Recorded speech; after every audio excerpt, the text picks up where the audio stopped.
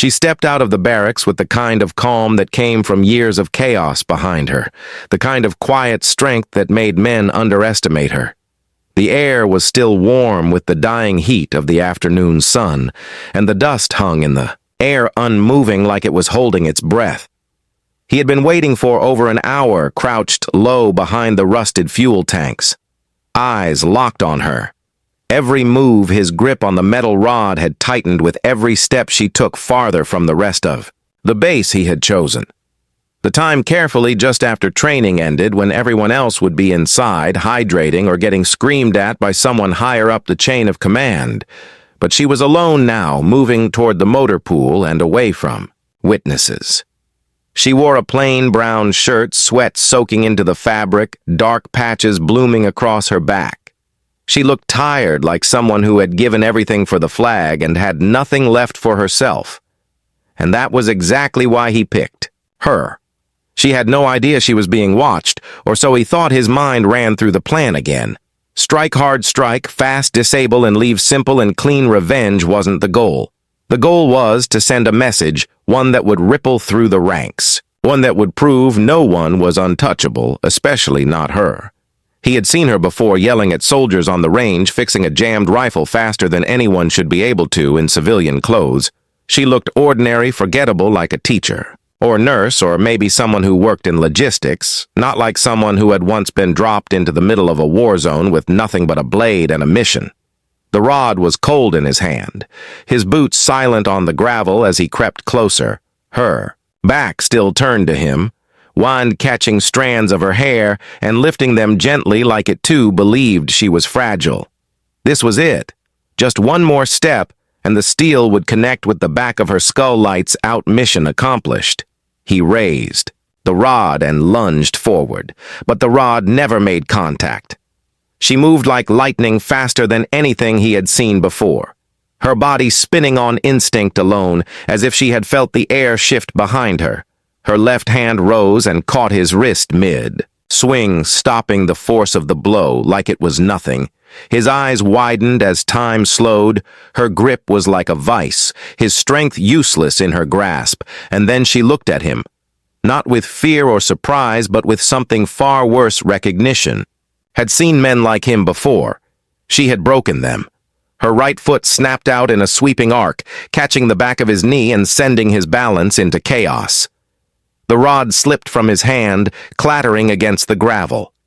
He was falling, but it didn't feel like a fall.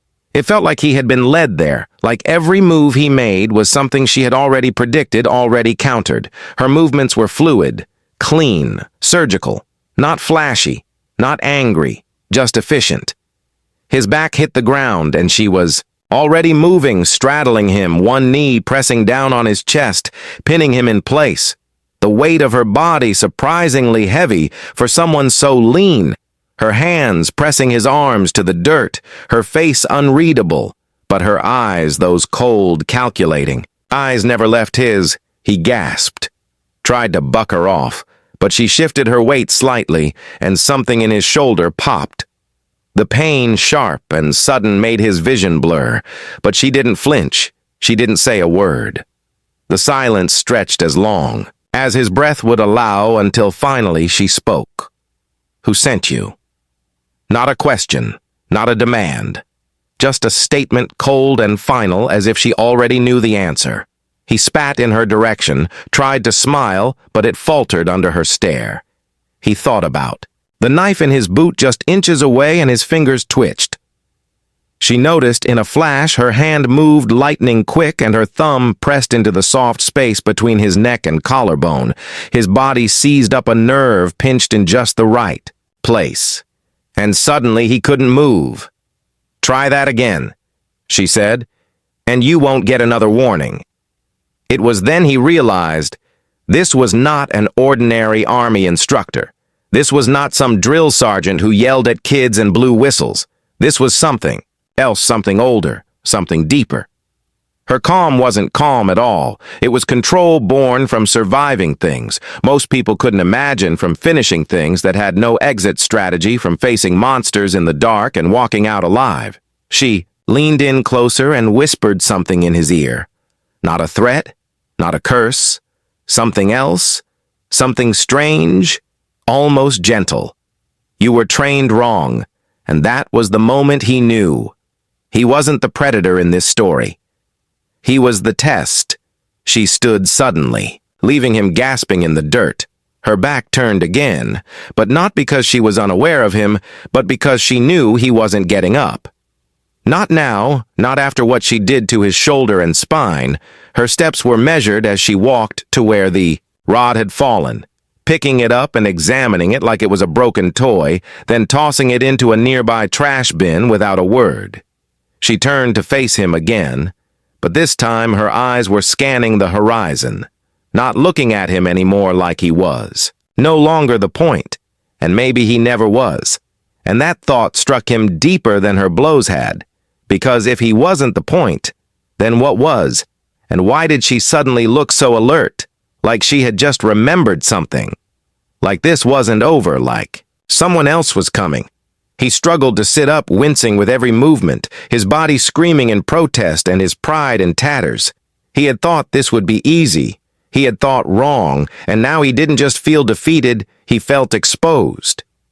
He checked. His watch realized 5 minutes had passed since the attack, but it felt like hours.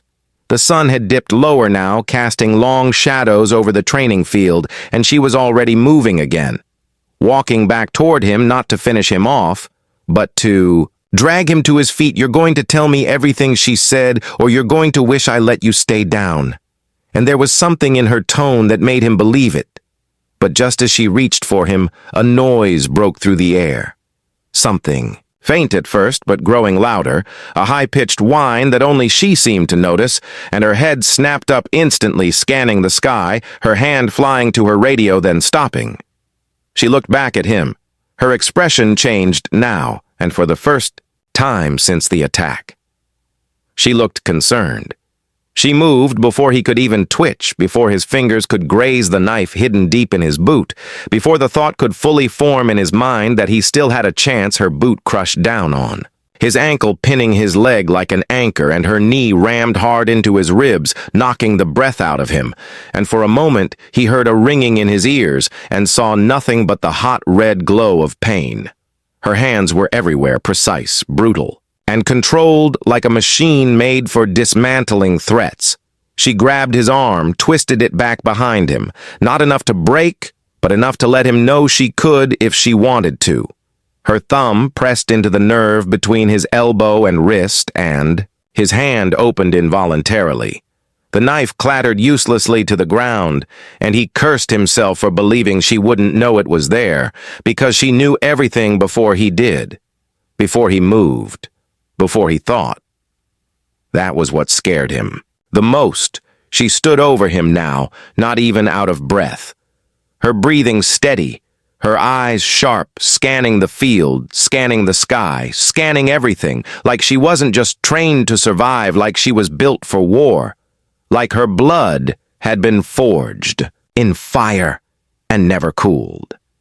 The high-pitched whine in the air grew louder, and she turned sharply, her fingers flicking toward her watch. Then pausing, her radio buzzed. Once, a soft static pulse, and she ignored it completely. Her focus locked on the far edge of the base, where the fence line met the tree line, and a dust cloud began to rise, small, fast, precise, not natural, not wind, not weather. Someone was coming, someone she hadn't expected. She stepped back from the man on the ground, her foot pressing lightly on the knife as she looked down at him again and said one word. Why he didn't answer at first, not because he didn't want to, but because he couldn't. His lungs still fought for air, his mind scrambled for anything that resembled control. But it was gone, shattered the moment she caught his wrist mid-swing and made him realize that the fight was never his to win. Why she repeated, but softer this time, not confused, not angry, but curious, like she had seen too many ambushes and betrayals. To be surprised anymore, like she just wanted to confirm something she already knew. He swallowed hard blood in his mouth, but no words. He looked up at her and saw not a woman, not a soldier, not an instructor, but a ghost from a war. No one ever talked. About you don't get it, he said finally. Then help me get it, she replied.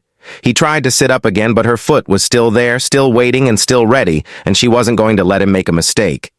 You're not the target. He said not really. She tilted her head slightly, just enough to show she was listening. They wanted a response. He continued. They wanted to see if you'd still react like you used to before. You vanished before the court hearings. Before the mission went black. At the mention of the mission. Her expression changed. Just for a second, but it was enough. She looked down at him like someone who had just realized the fire she thought was dead was still smoldering under her boots. Who sent you? She asked again. But this time it wasn't a request. It was an order. He didn't answer because he couldn't not, because of loyalty or fear, but because in that moment he realized he didn't know anymore who was really in control. The operation had been simple track. Her find, her test, her then report back. But now everything felt wrong. The timing, the location, the silence on the comms, the dust cloud that kept growing and the look in her eyes. It wasn't anger, it was memory. She looked beyond him now, her hand rising to shield her eyes from the lowering sun, as the shape in the dust finally came into view. A vehicle tan unmarked, moving too fast for base protocol. No flags, no insignia, no warnings. Her instincts screamed, and she listened because instincts never lied. She reached down, grabbed him by the collar, and yanked him up off the ground like a doll, dragging him toward the side of the barracks, moving fast and low, her eyes never leaving the vehicle. Who are they? She demanded. I don't know, he gasped. I swear it wasn't part of the plan. Wrong answer. She said. She shoved him behind the concrete wall of the mess hall. Just as the vehicle screeched to a stop outside the perimeter fence, doors opened. Boots hit. Gravel. Hard, fast, practiced. 3 figures stepped out. Black gear, no markings, visors down, weapons ready. They moved like they weren't part of any military. She knew, like they weren't bound by the same rules. Like they had come not to ask questions, but to erase problems.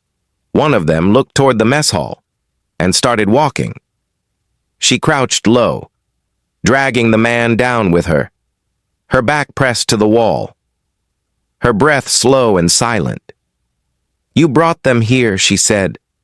No, he whispered. I was used. Looked at him for half a second, and she believed him. But that didn't matter now because whether he meant to or not, he had lit a signal fire and the wrong people had seen it. The first Black Ops agent reached the building slowly, methodically scanning. The windows, the corners, the shadows, but not fast enough. She was already behind him, her arm wrapping around his neck in a move so fast it barely existed. She twisted his weapon from his hands, spun his body into the wall, and brought him down with a sharp thud, his head bouncing off the gravel before he even had time to scream.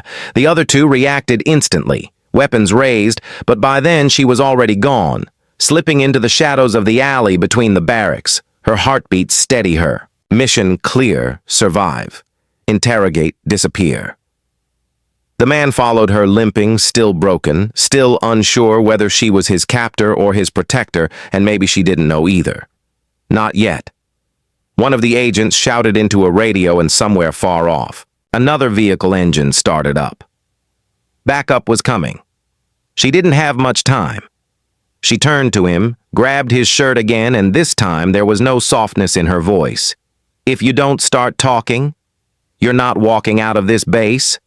He stared into her eyes and saw the truth there. The truth that if he didn't tell her what he knew, she would leave him for them. And she wouldn't lose sleep over it. Because she had been through worse and lived. Because this was just another Thursday. Because when her Navy SEAL training kicked in, the only thing that mattered was finishing the mission. Even if she didn't know yet what that mission really was, she moved again. Not like she was running, not like she was hiding, but like she was hunting the moment. The second agent rounded the corner. She was already inside his guard, her hand striking his wrist at the nerve bundle. his weapon falling to the dirt with a soft thud. Her elbow crashed into his throat before he could shout, and his knees gave out silently, as if the air itself had betrayed him. The third agent was faster. He fired, but she was gone, slipping behind the stack of supply crates near the mess hall, bullets chewing into wood and steel, but missing her by inches. The man she dragged along was trying to keep up barely his leg, dragging behind him, every breath a struggle. But he knew better than to stop. Now he had seen what these people could do. He had seen what she just did, and something inside him kept pushing forward. Even though everything hurt, she pulled him into a shadow under a broken stairwell, her hand over his mouth before he could speak, her eyes watching the open yard, her breathing still calm, but now something behind it, something deeper, her fingers twitching, slightly like they were remembering something or preparing for something. He was shaking, but she was still her body, still her face still, but her mind moving too fast for him to follow. Then the silence broke. A voice came through the radio on one of the fallen agents. A voice he hadn't heard before, low, cold, clipped package, not secure, secondary objective authorized. She froze. He felt it in the air around her. Something in those words triggered something old, buried and dangerous. Secondary objective, she repeated under her breath, and for a moment her eyes lost focus, like they weren't seeing the base anymore, like they were seeing something else. Somewhere else, a place with fire and sand and smoke, a place where orders came from satellites and dead men walked for miles without shoes. Her hands started to shake, and then just as fast they stopped. She remembered now. Syria 4 years ago. Classified mission, broken chain of command, fractured team, 6 men in 3 days, 2 survivors, one of them. Her and the secondary objective. The thing they were never supposed to talk about, never supposed to see. They called it Echo Mirage, and she had buried it until now. She stood slowly, her body moving like a memory, her motions too smooth to be improvised. Every shift of weight, every scan of the perimeter rehearsed 1,000 times in situations no one else lived through. Her hand reached for the fallen agent's rifle, and she moved back toward the edge of the mess hall without a sound. He tried to stop her, asked where she was going, but she didn't answer because she wasn't in the present anymore. She was back in that compound in Aleppo, where the walls bled secrets and the floor was too hot to touch, where a child had walked out of the dark, with no pupils and no fear, and whispered words in a dialect no one recognized, and her entire team had died within 24 hours. She had buried that memory deeper than anything she had ever known, but the voice on the radio had brought it back, and now someone was trying to erase it. She couldn't let that happen. She moved through the shadows with purpose now, using the terrain like a cloak, slipping behind vehicles, sliding under fencing. Her movements invisible to the human eye, and as she neared the third agent, she could already see his posture was wrong. Not military, not standard ops. His hands too soft. His stance too relaxed. He wasn't here for a fight. He was here for retrieval, which meant the body, or the data, or her. She struck fast her shoulder, crashing into his spine before he could turn her leg, sweeping his feet out from under him. She pinned him with one knee, her forearm across his throat, and pulled off his visor. His face was young, too young, his eyes wide and scared, but not because of her, because he had seen something too. Something he couldn't forget. "Please," he whispered. "I didn't know who you were. Who sent you?" she asked. He shook his head, eyes darting around. "They don't use names, only symbols. We only see the briefings once. Encrypted, then gone. I swear I didn't know," but she could tell he was lying. Not because his voice cracked, but because he was sweating behind the ears, and no one sweats there unless they're afraid of their soul being seen. She reached into his vest, pulled the comm unit from his chest, and crushed it between her fingers before standing up and walking away, leaving him on the ground, shaking and broken, but alive because she didn't need him. She already had what she needed. The truth. They were trying to clean the slate erase every piece of echo mirage from the face of the earth, and that meant her. But it wasn't just about her, it was about what they made her do. She found the man again under the stairwell, dragging himself up, trying to stay. "Awake, you're going to tell me who gave you the rod," she said, "and this time I won't ask twice." His lip was split, blood dripping down his chin, but he nodded. A guy in a suit, no name, no agency badge, just coordinates a time and an objective, said it. Was a test, nothing more. Did he say Echo Mirage? No, but he said something else, something I didn't understand. Say it. He hesitated. Say it. He took a breath. Ash in mirrors. Her spine went cold. Ash in mirrors. The phrase they heard from that child in Aleppo. The phrase that haunted her dreams for years. The phrase she never said out loud. If they knew that, then they had been listening, or worse, they had been part of it all along. She looked at the base walls now, not as protection, but as a trap. This wasn't a random attack. This wasn't about revenge or justice or tests. This was extraction, not of her, of the memory inside her. And they didn't care if she lived or died as long as the data didn't leak. Her fists clenched the rifle tight against her chest, her heart a steady drum of war. They sent a message. She was going to send one back, but first she needed to know what they wanted her to forget. She grabbed the man by his shirt, pulled him to his feet. "We're leaving now," she said. "Where are we going?" he asked, to where it all started. And where was that? She didn't answer because part of her didn't know, and part of her was afraid she did. She pulled him through the southern gate, a blind spot in the surveillance grid she memorized her first week here, back when she thought she could leave the war behind. The dust was settling. The sun nearly gone, the sky a purple bruise above them. She didn't speak again until they were miles out into the trees, into the dark, into the silence. Only then did she stop. And only then did she finally let herself remember what Echo Mirage really meant. Not a weapon. Not a place, a person, a child. And that child was still alive. She knew the moment they crossed the ridgeline that the silence meant they were close, not just close to the perimeter, but close to something deeper, something buried, not beneath ground, but inside memory and instinct. The man she dragged along stumbled, but she kept moving, kept driving forward like the trees themselves were watching her. Return after so long, the shadows thicker now, the air colder, like the forest remembered her and was waiting to see what she would do. The coordinates were burned into her mind, carved into her spine, from a mission that never ended and never began. Not officially.